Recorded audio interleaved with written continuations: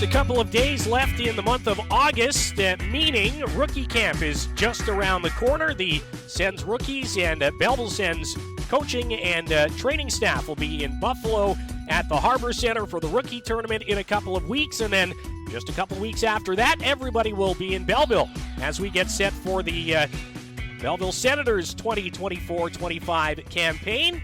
And we'll continue to get through some of the news and notes in the lead up to that on this week's episode of the Belleville Sens podcast. Off-season update number 4 of Season 2. If you are keeping track, David Foote, Brock Ormond here after a week off, and a pretty good show coming up this week, Brock. The headlines are a little bit few and far between. We've got some ticketing notes, but we've got a really good interview on tap this week.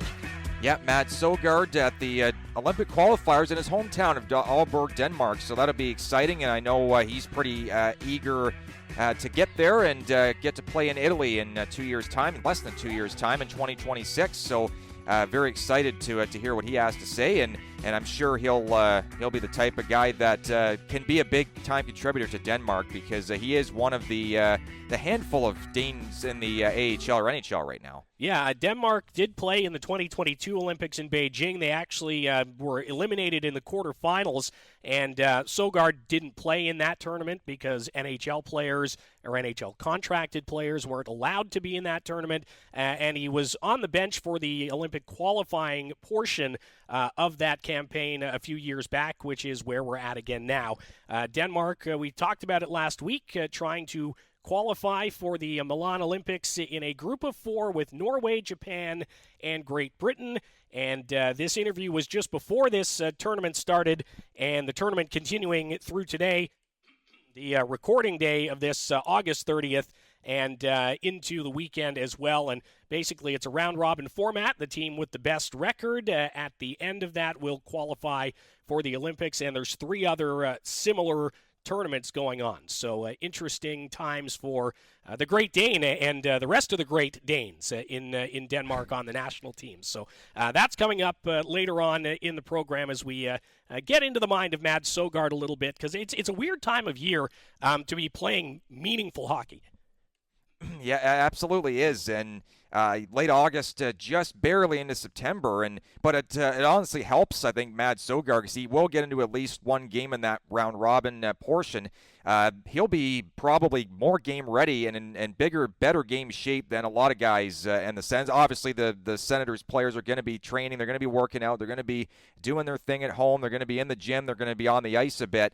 But Mads Sogaard, maybe in terms of actually playing in an actual game, like a high-tempo style of game that the Olympic qualifiers bring, he's going to be one of the strongest fit guys coming into camp, which can only mean good things for the entire Sens organization, in particular Belleville. And David Bell's going to be got to be really impressed with what he's going to be seeing. Yeah, absolutely. A lot of eyes will be on that team. Denmark, the favorite in the group. They've got a handful of really solid NHL players on their roster. So, again, we'll talk to Mads Sogaard about that coming up a little bit later on in the program. Some news from our office here in Belleville. We had the promotional schedule for the 2024-25 campaign come out yesterday. That was the 29th of August, again, depending on when you're listening to this, and 26 promo nights that will be able to provide a little bit extra to fans this season, and it'll start on opening weekend, Brock, and that's what we're doing. Home opener weekend, presented by CAA, is our first big promo and theme of the year. The Saturday, October 19th game against Utica, and then less than 24 hours later, the Syracuse Crunch in for the first matinee of the campaign. That'll be a great way to kick off the home portion of the schedule here at CAA Arena. Yeah, the 2 rival teams in the same division crossing paths in the night to play Belleville here at CAA Arena. That's going to be exciting. Utica and Syracuse were 2 teams that Belleville had quite a bit of success against last year. In particular, Syracuse, the Sens lost maybe once or twice to them. It was unbelievable in 8 games the way that they dominated the Syracuse Crunch. Of course, this is a new season. Things will be different, but the Sens returning guys especially will have that in the back of their heads. So it's going to be a great weekend, and I'm sure a great couple of crowds, too, for people to get out and that are hungry to see Sens hockey again after having last seen a regular season game or a regular game back in early May. Yeah, and so again, home opener weekend presented by CAA kicks things off. We'll have a Halloween game on Wednesday, October 30th, the day before Halloween. November features a couple of those every year favorites. Military Appreciation Night on Friday, November 8th against the Laval Rocket. Hockey Fights Cancer Night on Saturday, November 23rd, also against Laval. And sandwiched in the middle of that, Student Night presented by Loyalist College is on Saturday, November 9th. Also against the Laval Rockets. So similar opponent or same opponent, but a bunch of different activations there that fans will be able to take part in. Our military night is always a big one, celebrating the men and women that serve our country, not just at CFB Trenton or around Canada, but around the world. And, of course, Hockey Fights Cancer Night, always a meaningful evening here. So November will hold a lot of that, those more meaningful kind of evenings that we'll celebrate that month. Yeah, great initiatives for sure. Military Night, always a favorite, like you said, and then you got the Hockey Fights Cancer, which tends to bring in the people because everybody's affected by cancer. So a great initiatives, great activations, and everybody, I'm sure, will enjoy the games too, given that Laval Rocket are involved in a couple of them. So. Yeah, those will be some pretty important early season games. The Sens have two less, I believe, games against Laval this year than they did last season. So if you remember back to how the playoff race shook down in 23-24, it was extremely tight, especially between Belleville and Laval. So November or not, those will be important games here at CAA Arena with Military Appreciation Night, Student Night presented by Loyalist College, and Hockey Fights Cancer Night. December is always a lot of fun at CAA Arena. We'll have the Gleaners Food Drive Night again. The Teddy Bear Toss is back on December 13th. The Holiday Celebration Game presented by our friends at McDowell's Independent Grocer in the East End. That one's against the Springfield Thunderbirds, so a more rare opponent. And we play New Year's Eve this year on Tuesday, December 31st, but it's going to be a afternoon game, and we'll have a kids countdown for New Year's against the Utica Comets. So those are all going to be a lot of fun as we celebrate the holidays and the New Year. But also in the middle of December, we'll be celebrating the 1999 OHL champion Belleville Bulls as we host another Belleville Bulls night. We're going to have more info coming out in the weeks ahead, but it's going to be a lot of fun to mark that achievement by the 99 Bulls and to, again, see the guys hit the ice at CAA Arena in the black and gold. Yeah, that'll be really, really nice, and, given that that's my childhood, that's an exciting thing to have as a native of the area, and, being just so young and watching that team win, it's going to be exciting. And it was neat to see the goal come back a couple seasons ago, and the guys wearing that against Milwaukee back in March of 23, and to bring the black back too, the jerseys that team wore when they won the 99 championship, that Bulls team, is going to be really exciting and kind of surreal, really, because it was amazing to see the goal back on the ice, and I would have never thought that would have happened again, to be honest, here in Belleville. But the Sens do an outstanding job of recognizing the past. They recognized the McFarlands before as well, the Bulls, and also on the wall of the CAA Arena, there's the entire history of hockey. So the McFarlands, the old Senior A teams from the past, the Bobcats, Junior B, the Bulls, the OHL, just incredible stuff. Yeah, it was something early on that was maybe in a bit of an adjustment period, but here we are heading into season number 8, and the Belleville Senators are now just as much a part of that hockey landscape in this city as any of those other teams. So we're looking forward to celebrating the Bulls right around Christmas time, December 14th, if you want to mark it on your calendar, against the Rochester Americans is when we will celebrate the Belleville Bulls. A bunch of other fun stuff planned that night. Bell Let's Talk Night returns in January. We'll have another Sunday matinee, a family fun day. Both those games against the Wilkes-Barre-Scranton Penguins. There's 2 games against Wilkes-Barre here at home this year, so that'll be fun. And then our other Pennsylvania rival, if you will, the Hershey Bears, are in town on January 25th, and that'll be a new activation for us, Teacher Appreciation Night, trying to recognize some of those educators that spend so much of their time, effort, and energy to enlighten the young minds around the region. And it ties in nicely with all the work that the Sens have been doing in local schools in recent years. Yeah, it's nice to get the teachers kind of their own spotlight day for a change, because like you said, the guys and ladies in the front office work so well with the schools and getting them out there. I know Ben Cochran was big on the school Ben's, night, and still Ben's spearheading the school program. Ben's done an outstanding job of that, and because that's what it is. It's shaping young minds and letting people know that the Sens are here and the Sens are not going anywhere. They're a team that are a true, not just Belleville team, but Quinte team, and now doing that for the teachers as well. So gets I know there's a lot of hockey fans that are teachers out there, and teachers that are hockey fans and all that. So it'll be nice to see those people out and supporting the team and the Sens supporting them and giving them a little recognition for what they do, because it's an awful lot of work over 10 months, and not even just 10 months, the whole summer too. Most of the summer they're planning and they're strategizing what they're going to do for the year, and once they hit September, they're on the roll. So nice to see them get that little mid-season kind of vote of confidence and appreciation. Yeah, that'll be a lot of fun. And again, all of the details, the specifics about these promos will come out a few weeks or more in advance of these specific games. So make sure you stay tuned to BellevilleSens.com, the Sens social media feeds at Belleville Sens, and, of course, the Belleville Sens podcast if you want to subscribe as well. And you'll get all the details you need to find out exactly what's going on these promo games. A few more to run through. Indigenous Communities Night returns on February 1st against Utica. We play on Valentine's Day again, which my wife is not pumped about, but hopefully we can find a way to make a romantic night or something for fans. Get her a ticket. That's right. I'll get her a ticket, and we can we'll have a nice candlelight dinner in the Jack Miller press box, maybe. Something like that before the game.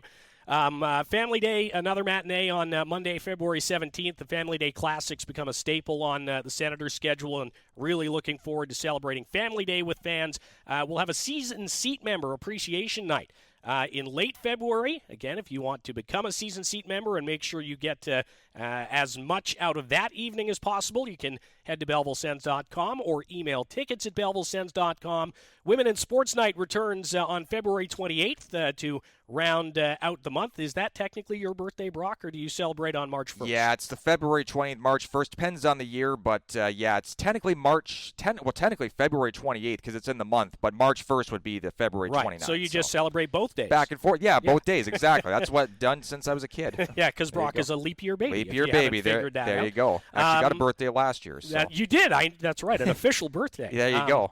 So into March, Sens Stampede, which is a bit of a rebrand on our country night. We'll play 2 days before St. Patrick's Day, so we'll hold the St. Patrick's game in March. The Road to the AHL night presented by Mackey Insurance is back, and that's when we showcase a lot of the stories of some of our players and staff in their journeys to the AHL. Belleville Sens Next Generation Night, Next Gen Night, happening March 23rd. Keep your ears peeled about that one because we'll have some pretty exciting news coming out about the Next Gen game in a few weeks, even though it's all the way in March. So teaser. Stay connected to find out what's going on with the Next Gen game. And then Pride Night rounds out March, of course, as we celebrate members of the LGBTQ plus community here at CAA Arena, as we always have with our friends at Bay of Quinte Pride.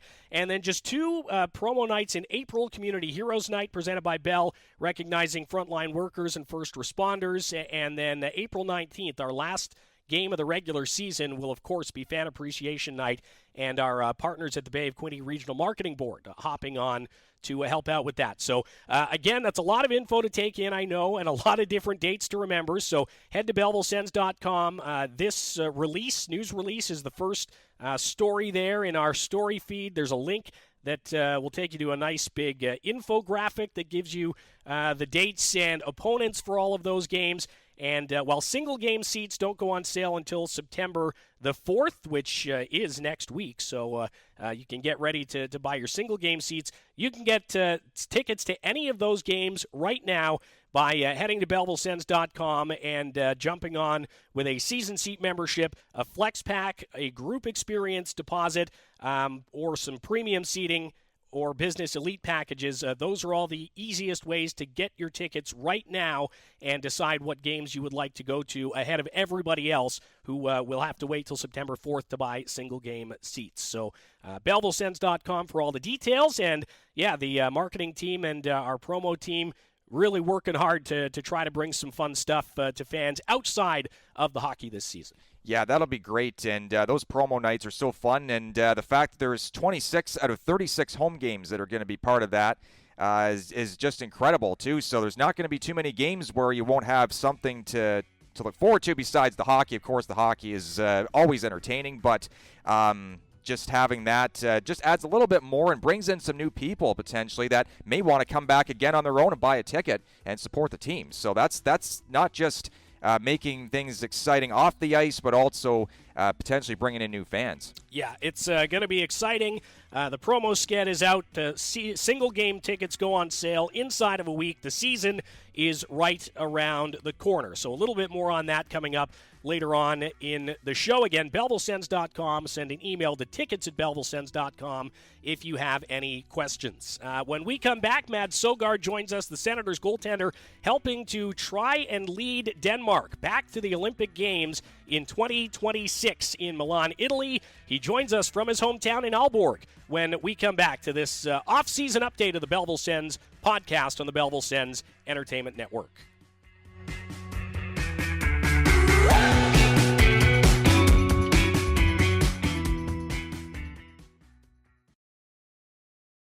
The Belleville Senators are getting ready for another historic season.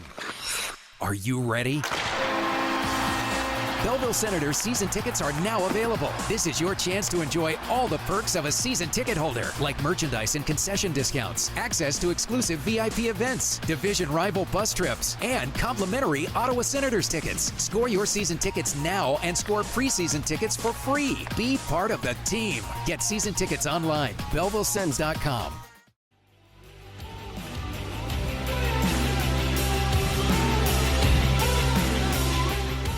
Continuing on this episode of the Belleville Sens podcast, an off-season update with the 2024-25 season just around the corner, and a lot of players preparing to make the trek back to their NHL cities for the start of training camp. But one Belleville Senator, and Ottawa Senator in particular, has some games to play before camp even opens, and some important ones as well. Really glad to be joined on the line by Sens goaltender Mads Sogaard, who is at home in Aalborg, Denmark, getting set to try to help his country qualify for the 2026 Olympic Games. Sogi, good to see you. Thanks for doing this. I can't even imagine the stress, pressure, just the way things must be for you over there right now. So thanks for doing this.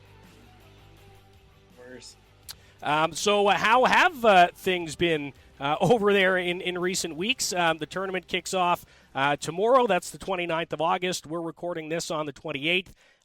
What have the last couple of weeks been like in preparation for some pretty important games here at the end of the summer? Yeah, it's been pretty good. I mean, we have a bunch of guys over here playing for European teams. So their seasons is already, like, their preseason is already up and running. So we weren't able to get gathered for a camp until the 23rd. So we had very short time to prepare, but we had some really good practices, a couple exhibition games, and it's been fun. So I think I can speak for on behalf of the whole group that we're all eager to get going with these games and play meaningful hockey here. It's a pretty good opportunity to, like I said, play meaningful hockey early on in the season. Yeah, and you kind of got to jump from off-season mode right into basically do-or-die playoff mode because these games are so important. How have you guys been able to kind of start that shift in mindset much earlier than you typically might? Yeah, I think the whole organization, I should say, of the Team Denmark and the whole staff around it did a great job of preparing us and letting us know how important these games were, and kind of mentally just get dialed in.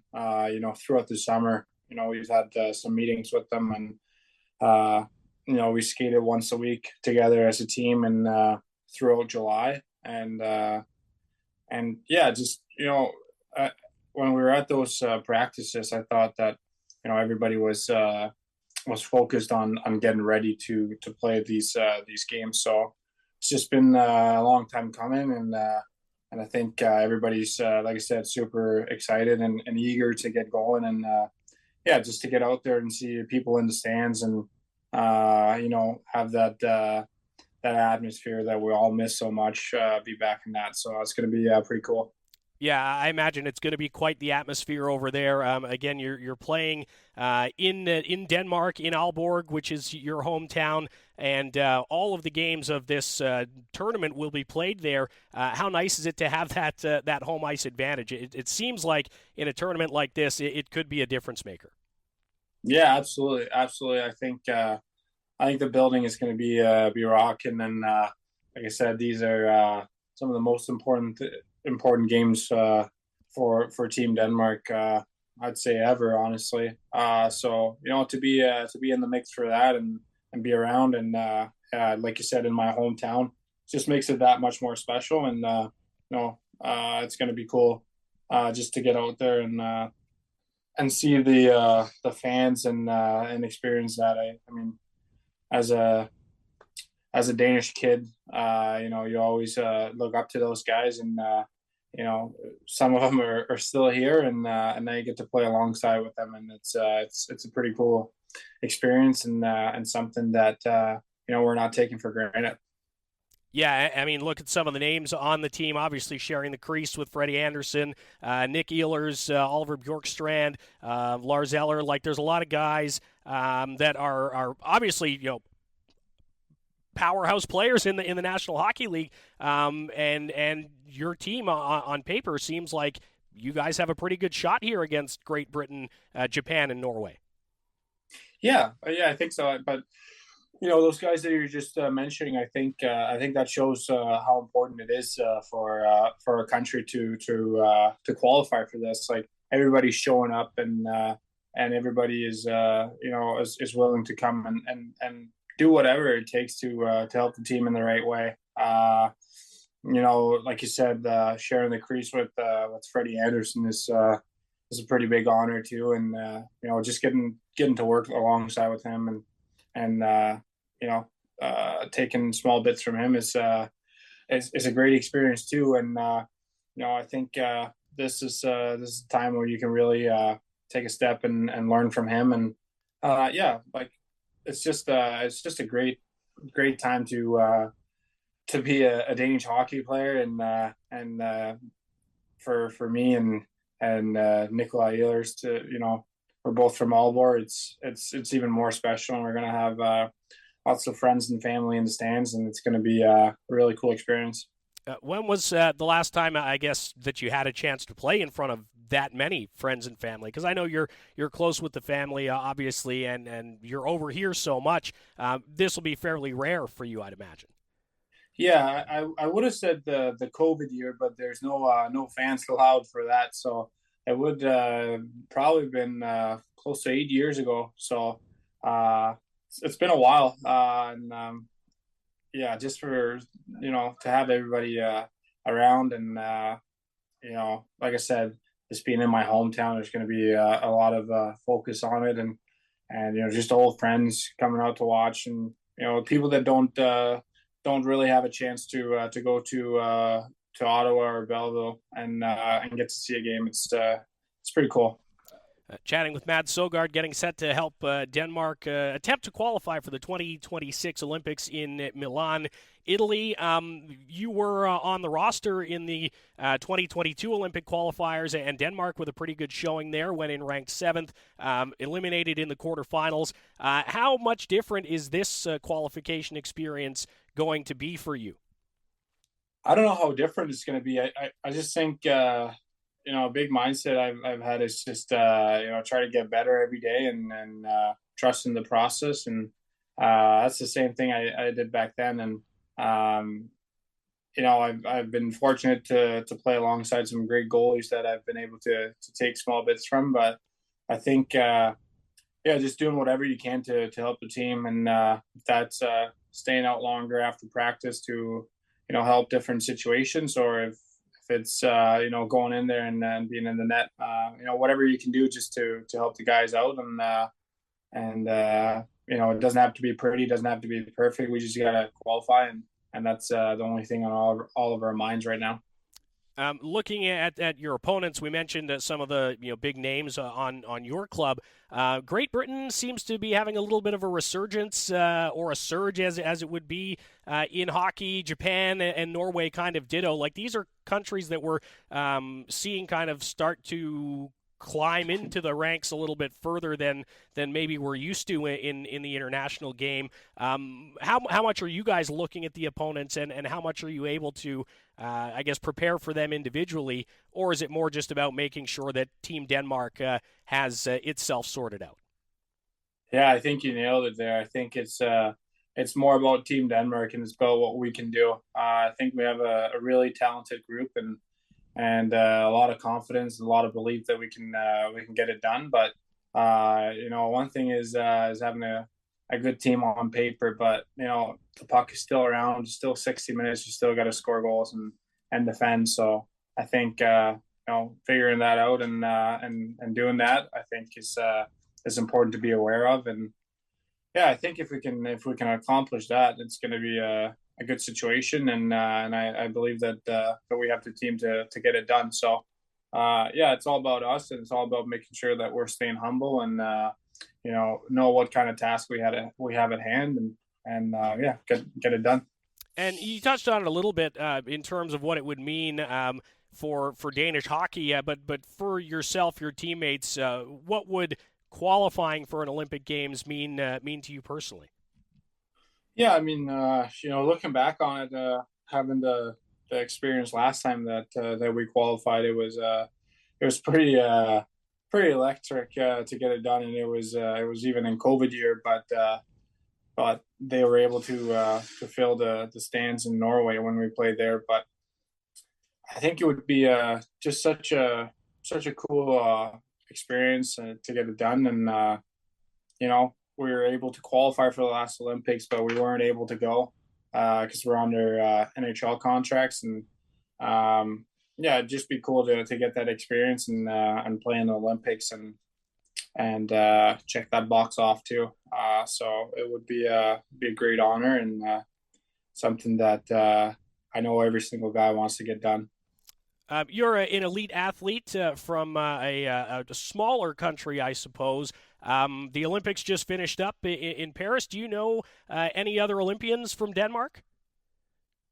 I think one that I went to school with was doing like some sort of mountain bike. Okay. I'm pretty sure that she was in that, but I mean, I went to a school where there was like some sort of like sports school, I guess you can say, where we had a couple times a week that we could get practice in, and then have some later hours after to get all of our classes done. So I went to school one that went for the mountain bike, but other than that, I don't. But it's just cool to every time you watch the Olympics as a Danish guy, I think you always cheer a little bit extra for those guys showing up for the country, and whenever they're able to take some sort of medal, it's you feel a little bit extra proud.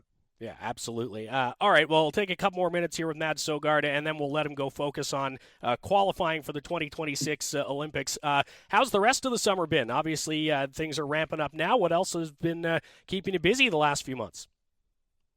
Yeah, it's been great. I think it's been a quick summer. I mean, been on a couple of vacations and just enjoying some downtime with the family, and it's been great. It's been great, but at the same time, with how things ended in Belleville last year, I think everybody's eager to get back and put in a great season to take another step in the right direction.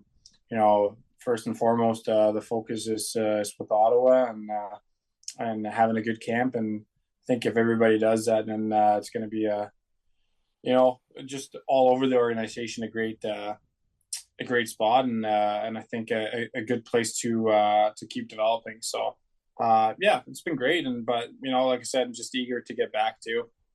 Yeah, and looking at camp fast approaching, what does the schedule kind of look like once you get through this tournament and hopefully qualify and can shift your focus back to the NHL? Yeah, I think I have another maybe another week or so after the Olympics and or Olympic qualifiers, and then I'll head back to Ottawa and start skating there, and just get ready for camp, and yeah, set myself up and do the best I can, and then yeah, like I said, just get a little bit better each day, and I think things will turn out well. Yeah, they should. Again, we'll be looking forward to you back with the Senators. And prior to that now, with Team Denmark, it's Denmark against Great Britain on August 29th, against Japan on the 30th, and against Norway on September 1st. IIHF.com, you can follow along there. Hopefully we'll be able to maybe stream the games or see them somewhere and follow along as well as Mads Sogaard and Team Denmark try to qualify for the 2026 Olympics in Milan. Thanks again, Sogi. Really appreciate the time. Have a good tournament, man, and we'll see you in a month or so. No problem. Thank you. Right, we'll take a quick break and be back on this off-season update of the Belleville Sens podcast on the Belleville Sens Entertainment Network. Stay with us.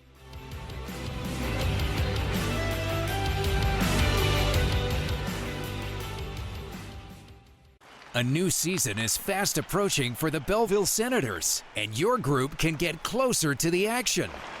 No, closer.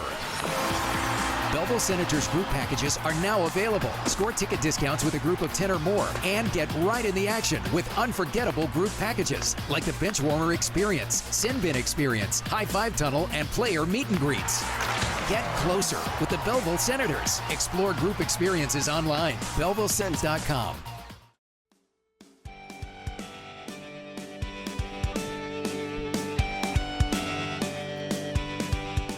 Off-season update number 4 of Season 2 of the Belleville Sens podcast continues. Massive thanks again to the Great Dane, Mads Sogaard, for sitting down to chat with us. It was only 15 minutes, but I'd imagine that's a pretty pressure-packed environment when you're trying to help your country qualify for the Olympics. And again, that interview was the day before Denmark's opening game, and Sogi did not play in that game. Denmark did beat Great Britain 3-1. Lars Eller, Nick Ehlers among the goal scorers for Denmark. Liam Kirk, the former Peterborough Pete, scoring for Great Britain. And today, which is August the 30th, if you're listening to this right after publication time, hopefully we've got it out early enough to tell you that Denmark plays Japan at 1:30 this afternoon. We assume that because it's a back-to-back, Mads Sogaard will get the start. And you can actually watch these games if you head to IIHF.com. You can navigate through the links or the IIHF YouTube page. You can stream these games online. So if you want to follow Sogi and Team Denmark, 1:30 today, 10:30 a.m. Sunday as they play Norway, which is the rivalry matchup. And as Sogi said, that'll probably be one of the more fiercer games of that tournament. It's also the last one of the tournament, and if the standings stay the same, Brock, as they are as of right now, Denmark and Norway tied on points. That's going to be winner goes to the Olympics, basically. So yeah, that's going to be exciting. Mm-hmm. That's going to be really exciting, and if Denmark can get it on home ice, that would make it even that much sweeter. And of course, for Mads Sogaard, among others on that team, and yeah, like you said, the usual suspects: Lars Eller and Nick Ehlers scoring for Denmark. You had to expect that. You know, two of the best players to come out of the country, not just recently, but probably in history, because Denmark is still an up-and-coming country in hockey, and they're doing really good things. Right from 10, 15 years ago, they were in the World Juniors just trying to make an impact, and they did, and that was led by Nikolai Ehlers. And then you go forward, and I mean, that kind of set the stage for a guy like Mads Sogaard, who, you know, figures that, yes, I can make a career out of hockey from Denmark and do really well at it, and he did. And he's done that, and now he's looking to help his team and his country get to the Olympics and play against some of the biggest and best countries like Canada, the U.S., Sweden, and Czechia and Slovakia, Finland at all. So, yeah, really awesome stuff for Mads, and good for Denmark to get off to a strong start as well against a team that, again, another riser in the IIHF and hockey circles in Great Britain. Yeah, and the guy who scored for them, Liam Kirk, is the big reason for that. Generational talent coming from overseas, played, as we mentioned, for Peterborough in the Ontario Hockey League, and now in the Utah system, right? He was with I believe so, yeah. Arizona before, Utah, so yeah. he moves to the other side of the mountains with Utah and Igor Sokolov. He could potentially be teammates with him at some point, so that's kind of interesting. Some sad news that we can't ignore this morning. Again, it's just shy of 11 a.m. on August 30th when Brock and I are sitting down to do the show, and this next bit of news is not Senators related, but it's tragic, and it's, as we've seen even in the couple hours since the story is officially broken, it's rattling people across the hockey world, and that's the news that Johnny Gaudreau, Johnny Hockey from the Columbus Blue Jackets, died on Thursday at the age of 31. His brother Matthew also killed while the two were riding bicycles in their home state of New Jersey just ahead of their sister's wedding, which was, I think, supposed to be today. There's not much you can really say in a time like this, Brock. Obviously, our condolences with the Gaudreau family, with anybody that he knew or would have played with. But it's just one of those things that, the Blue Jackets are going to have to go through, and they'll have the support, I'm sure, of the entire hockey community in trying to get through this tragedy. Yeah, hearts are in your throats for sure because, again, of the way it happened and that. And Johnny and Matthew, going back home for their sister's wedding, it wasn't supposed to be like this, and it happens. And, we've both worked in the news. We've heard countless amounts of tragic stories, even stories that weren't tragic, but, cops or policemen or police officers taking an opportunity to lay down the law against drinking and driving. People are going above the limit to try and stop something like this tragedy from happening. And it's to think of what would happen if they didn't jump on that. So it's really, really tragic stuff. And yeah, the hockey world is in mourning for sure today. And 31 years old, it's life's too short, honestly, and way, way, way too young. And especially going back home, sister's wedding, everything seems to be great, and then all of a sudden, in an instant, it's gone. And to lose not one but two sons in the same family is, for the Gaudreau parents, is tragic. And it's something that I don't think you're going to get over for a long, long time. So our condolences to Johnny's loved ones and to the Columbus Blue Jackets and Calgary Flames. He played there for many years, and the entire United States. Almost a decade in Calgary. Yes, he did. Yeah, United States hockey as well. And I'm sure that number 13 will be raised high and will be top of mind for everybody once Columbus hits the ice. And that's now two tragedies Columbus has gone through. Matis Kivlenieks from a couple years ago with that horrible fireworks incident. Yeah, crazy. It's so sad. Obviously, again, sympathies going out to the Gaudreau family, Johnny's wife Meredith, his children Noah and Johnny.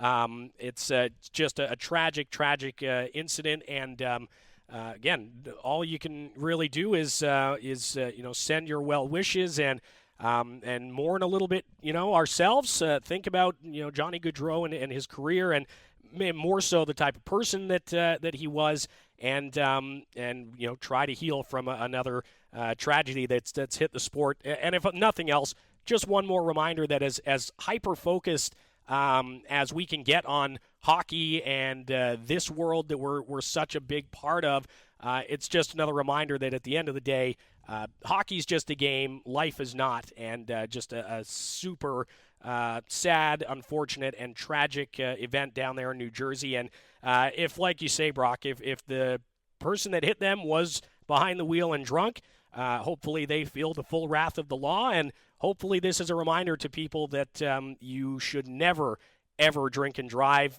because it's just not worth the loss of life potentially, or the loss of your own life, whether that be by a car crash or by being arrested and thrown in jail for drinking and driving. So a very sad note that we had to mention, we had to talk about on the show this morning. Yeah, for sure. And but on the positive note, that's the thing. Sometimes you got to look at it, and I've seen on social media, people posting his highlight reels from his career and all and that. There are many. Yes, absolutely. He was, and we had talked about it before going on the air too.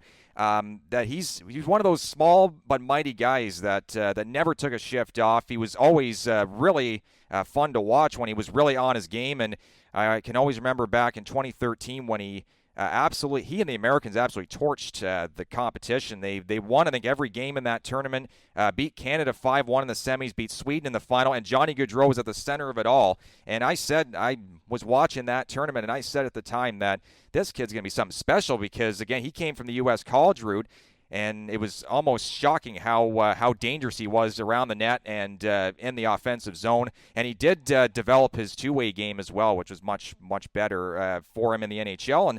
But Johnny, I said right there, this kid. I mean, sometimes you see a guy that's dominant in the World Juniors or in junior hockey, period, and sometimes doesn't always translate to pro hockey. But in this case, it did. And I said that this guy is going to be another Theoren Fleury type that just never stops his motor. And you like those guys that kind of beat the odds and beat the adversity, and that's what he did his whole career. So, as much as hockey's kind of beside the point right now, it's still, sometimes for some fans it almost helps in the healing it helps in the healing to see his career and see how it all turned out and his highlights and all that and. Yeah, that's sometimes what it takes. I mean, I know I'll probably head back and later tonight watch his highlight reel on YouTube because that's the kind of thing that helps me get through something like that. And, Kivlenix was the same way. I watched a clip of him winning a tournament with Latvia back when he was younger in his junior days, and it's something like that can kind of help in the healing and know that this guy touched a lot of lives on the ice and off the ice as well with the way he was, because by all accounts he was a great guy. So and United States hockey and the hockey world in general is much worse off for losing him. And I'm sure the Columbus Blue Jackets and likely the Calgary Flames will have some tributes planned to recognize the life and career of Johnny Gaudreau, who was tragically killed this week at the age of 31, along with his brother. Some other news from around the American Hockey League and in the division. The Toronto Maple Leafs hiring Steve Sullivan as an assistant coach for their AHL affiliate, the Marlies. So you'll see him rolling through CAA Arena a few times this season. If you're one of those Belleville Sens / Leaf fans, because I know there is a crossover in the Quinte region. You'll remember Sullivan from his time with the Leafs. He was with the Arizona Coyotes for the last few seasons, overseeing their AHL affiliate in Tucson. So the Marlies getting a little bit of support behind the bench. And our staffing announcements, again, we heard from our new assistant coaches, Andrew Campbell and Stefan Legion, a couple of weeks ago on Offseason Update number 3. If you want to go back and listen to that, we've got some news coming on our staffing changes in the next couple of weeks. So stay tuned for that as well. Some other news in the system, in the city, not with the Belleville Sens, but the Ottawa Senators making a big signing on Thursday. And big, I guess it depends on the context. This isn't a necessarily game-breaking 40-goal scorer, but this is a guy who's going to be a pest. He's certainly somebody you'd rather have on your team than play against, and that is Belleville native Nick Cousins, who just over a week ago brought the Stanley Cup here, and now he's signed a one-year deal worth $800,000 with the Ottawa Senators. I think I could hear the cheers around the city when that contract was announced yesterday. Yeah, it's interesting to see him come here just not long after he brought the cup, like you said. And I was down there taking some pics for inquinte.ca, so you can see those online as well. Shameless plug, but hey, you got to do it. Yeah, that's right. I mean, when you see the Stanley Cup come, you got to go out and see it. Like it's only comes here once at what? Last time I was here was 9 years ago with Andrew Shaw, so it's important to see that. And then he comes out that he signed with Ottawa, so not as many long treks to Sunrise or to Nashville or to Arizona for Brian and Annie Cousins. So nice to see Nick get to Ottawa, a little closer to home and just a couple hours away. And yeah, he is a player that's going to be a pain in the rear end for sure, because he was the type of guy that rode that all the way to a Stanley Cup win with Florida last year. And this is his 7th team, too, so obviously a lot of NHL teams think he's useful to them as a third, fourth-line guy that can bang bodies and grind it out. So, Cousins joins a pretty budding young group in Ottawa, so he'll help them out veteran-wise for sure. And he's got that Stanley Cup on his resume now, so good to have him in Ottawa. And Travis Green, of course, that's his type of player too. Yeah. And it's good to have a little extra spice at the end of the lineup. Well, and when we talk about the correlation between how the NHL team plays and how the affiliate plays.